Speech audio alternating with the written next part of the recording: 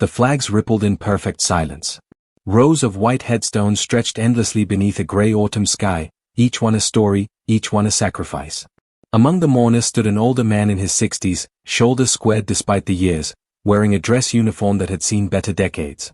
The ribbons were faded. The fabric, worn thin. But his posture, rigid, respectful, spoke of something unbreakable. Then 2 security guards cut through the crowd. "Sir, you need to leave."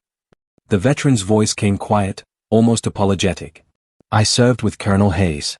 I just came to." "Sure you did." The younger guard smirked, gripping his arm. "We've had homeless guys crashing funerals all month. Stolen valor.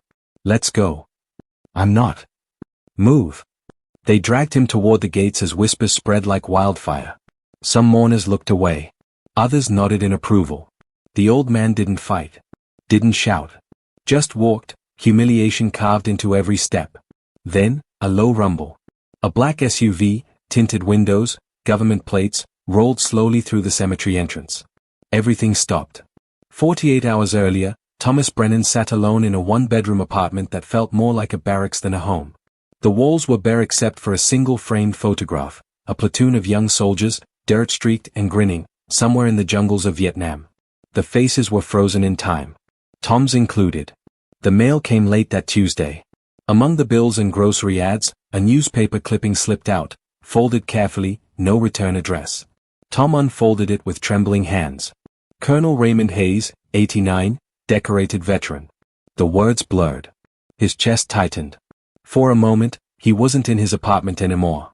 He was back in the mud, dragging a wounded officer through monsoon rain, bullets tearing through the canopy above. The weight. The blood. The promise he'd made. "Stay with me, sir. Stay with me." Tom blinked. The memory dissolved. He stood slowly, joints protesting, and retrieved his old dress uniform from the closet. It hung loose now, too many meals skipped, too many years alone. He ironed each crease with military precision, the rhythm meditative, automatic. From a drawer, he pulled a single medal wrapped in cloth. He held it for a long moment, then placed it back. He'd know, Tom whispered. No family photos lined his shelves. No wedding portrait. No children's drawings. Just discipline. Structure. The only things that kept him upright. The next morning, he took the bus across town, arriving an hour early. High-ranking officials gathered near the front, polished uniforms, gleaming medals, expensive suits. Tom stood at the edge, hat in hand, watching from the shadows. He didn't belong with them. He never had. The chaplain's voice carried across the cemetery, solemn and measured. Tom stood near the back, head bowed, lips moving in silent prayer. He wasn't there to be seen. He was there to remember. Then he felt eyes on him. Marcus Hayes, the colonel's son, stood near the front in a tailored black suit that probably cost more than Tom's monthly pension. His gaze narrowed, suspicious, annoyed. He leaned toward the funeral director, whispered something sharp, and pointed. The director nodded. 2 security guards peeled away from their posts. They were young. Confident. The kind of men who mistook authority for power. "Sir." The first guard's voice cut through the eulogy. Heads turned. "Are you family?" Tom shook his head, keeping his voice low. "I served with the colonel." The guards exchanged glances. Tom's uniform was decades old, the fabric thin at the elbows. His shoes were scuffed. His face, weathered. He didn't look like the polished generals and politicians filling the front rows. "We've had problems with homeless people crashing services," the second guard said, louder now. "You need to leave." Tom's jaw tightened, but his voice stayed calm. Steady. "I was his sergeant. Vietnam, 71. I just came to pay my respects." The first guard scoffed. "Sure you were. Let's go, Pops." They grabbed his arms. Tom didn't resist. His breathing stayed controlled, 4 counts in, 4 counts out, the way they taught him 50 years ago. His body remembered what his mind tried to forget. Don't escalate. Stay calm. Survive. But then Marcus Hayes stepped forward, his expression cold, entitled, dripping with disdain. "My father earned his honors," Marcus said, voice sharp as a blade. "He didn't need charity cases showing up uninvited." Tom met his eyes. For a moment, something flickered there, pain, or maybe pity. "Your father saved my life," Tom said quietly. "I saved his. I'm sorry to have disturbed you." The guards shoved him forward. Mourners whispered. Some looked sympathetic. Others looked away. A few nodded in approval, as if removing this embarrassment was the right thing to do. The chaplain stopped mid-sentence. Tom walked toward the gates, shoulders square despite the humiliation burning through his chest. Then, a rumble. Low. Deep. Unmistakable. 3 black SUVs rolled through the cemetery gates like thunder given form. Military police motorcycles flanked them, engines growling low and deliberate. On the lead vehicle's hood, 2 small flags snapped in the wind. 4 stars each. The funeral didn't just pause. It froze. Generals straightened their spines. Politicians stopped mid-whisper. Marcus Hayes went white as the marble headstones surrounding them. The guards released Tom's arms. The rear door of the lead SUV opened, and a woman stepped out, tall, commanding, her dress uniform immaculate and heavy with decorations. 4 stars gleamed on her shoulders. General Patricia Vasquez, chairman of the Joint Chiefs of Staff, the highest-ranking military officer in the United States. She scanned the crowd with sharp, calculating eyes. Then she found Tom, standing alone, outside the gates. Humiliated. Her expression hardened into something cold and dangerous. She moved. Not toward the VIP section. Not toward the flag-draped casket. Not toward Marcus Hayes or the funeral director or anyone who mattered in their world.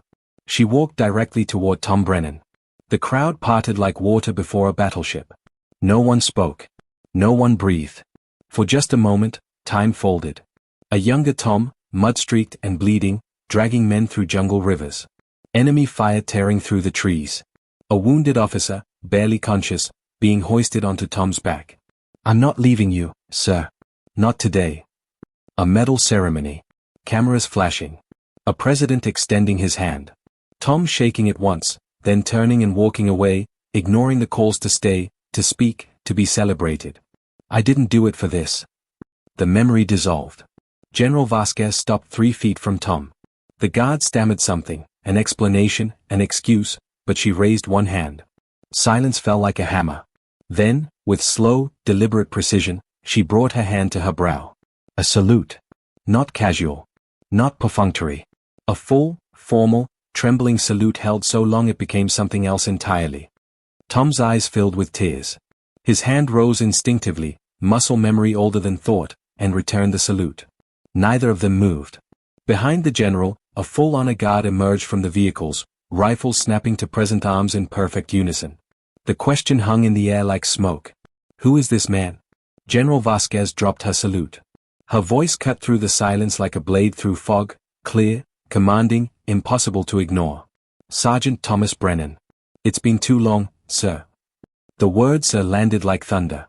She turned to face the gathering, her gaze sweeping across generals, politicians, family members, and the 2 security guards who suddenly looked very small. For those who don't know, and clearly, some of you don't, this man is a Medal of Honor recipient. The crowd went rigid. March 1971. Quang Tri Province. Sergeant Brennan led a surrounded platoon through a 3-day siege. He personally carried 4 wounded men, including then-Lieutenant Raymond Hayes, 12 miles through enemy territory. He refused evacuation until every soldier under his command was safe. Marcus Hayes swayed on his feet, face drained of color.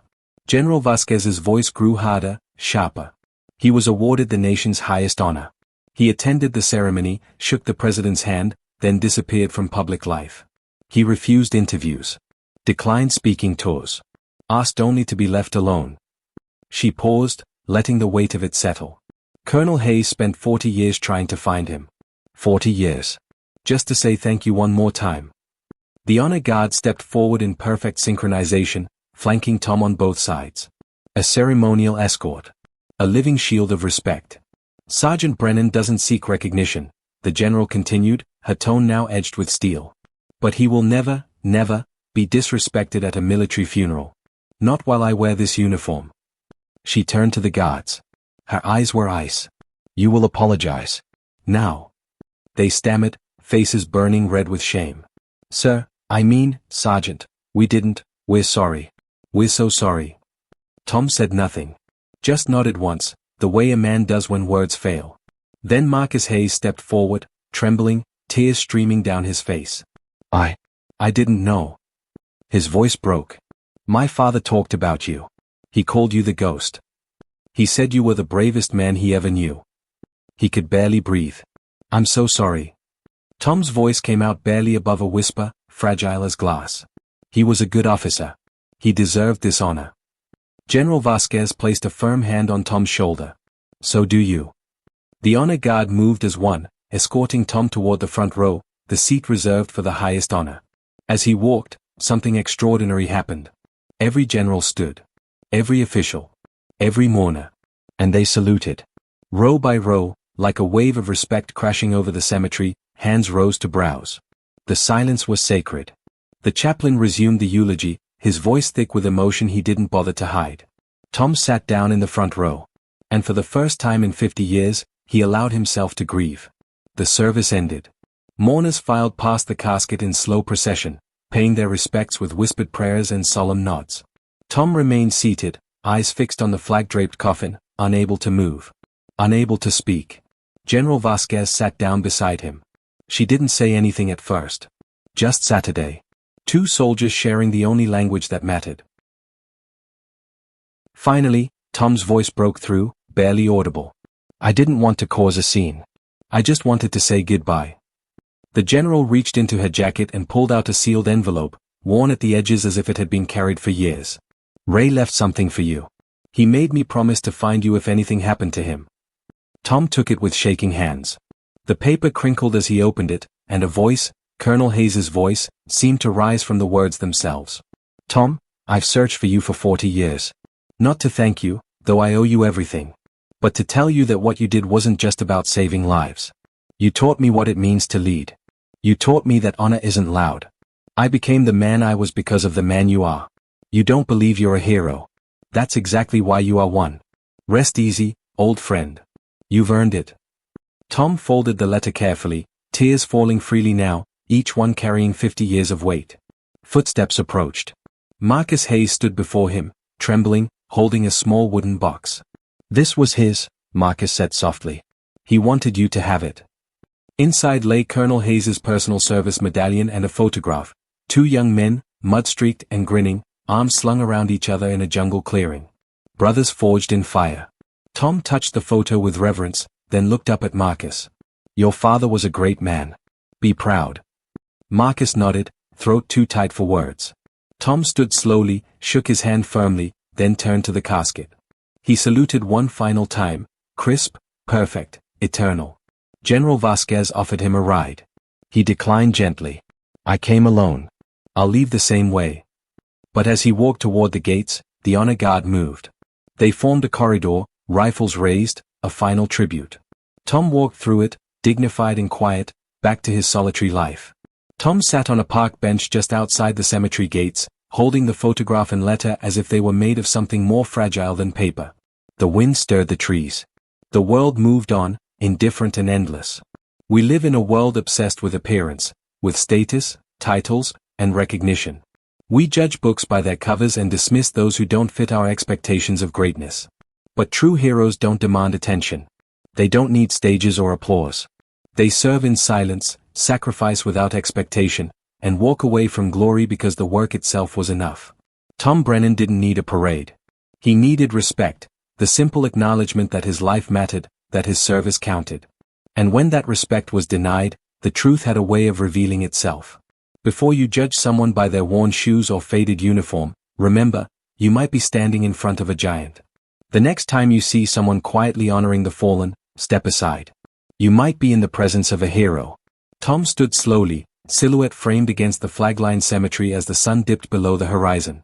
The light caught the edges of the headstones, turning them gold. He walked into the fading light. Alone. Dignified. Unbroken. Honor is not loud. It endures. If this story moved you, share it. Some heroes deserve to be remembered.